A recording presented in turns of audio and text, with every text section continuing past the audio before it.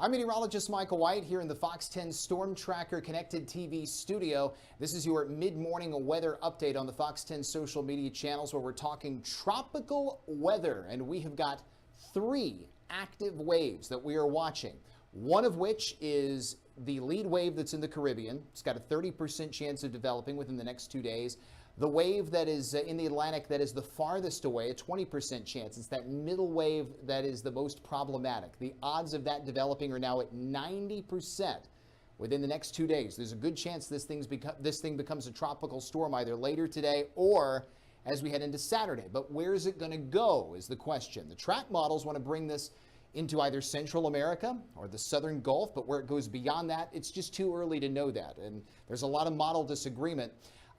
The problem is we're still early in the season. You know, we start to see storms like this as we head into August and September, which are the most active months of the year. But we are seeing one in late June. So we're going to be watching that very, very closely and carefully in coming days. And we'll be keeping you updated on any of the the projected changes. But you'll start to see model agreement in coming days as we get closer toward 4th of July weekend. As of now, it doesn't look like it's going to be an issue for us, but it's just something that we have to monitor. Now, as far as rainfall, we dealt with a lot of thunderstorm activity last night, especially in locations that were along and south of Interstate 10. Same thing this morning when we were doing Good Day Gulf Coast. That's a live look at the radar at the time I'm doing this, which is just before 9:30 in the morning, and everything's gone quiet. But there's going to be enough moisture in play to keep opportunities of rain and storms on the board through the weekend and into early next week. If you've lived here a long time on the Gulf Coast, you know how it is in the summer. These things will pop up at random. As far as their big dangers, it's going to be the lightning. Lightning's going to be a big problem with the storms this time of year. So if you hear thunder roar, get indoors.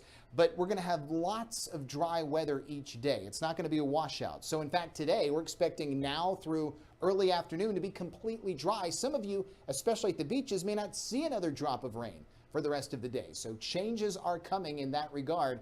Don't let it cancel any plans. But if you're outside and you start to hear thunder, get indoors, let the storm do its thing, rain itself out, and then you can go and resume all of your outdoor activities. We'll go through the latest Fox 10 Futurecast, and you'll see as we run this in motion hour by hour.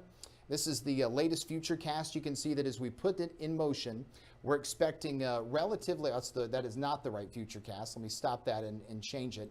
This is the current Futurecast where you can see dry weather area-wide around the Gulf Coast. There we go. And we're expecting things to remain totally quiet over the next several hours. We'll start to see storm development in the afternoon, but a lot of those are going to be north of I-10. The morning showers and storms were at the beaches.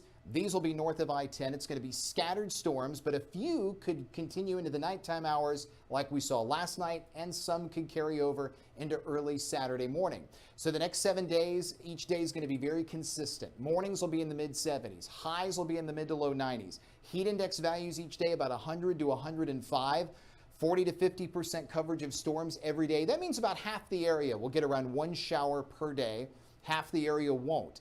Notice Independence Day on Thursday, 4th of July. You're going to have very hot temperatures. The heat index that day could hit 105, but you will also have periodic storms to dodge too. So it'll be just a typical summer day in that regard.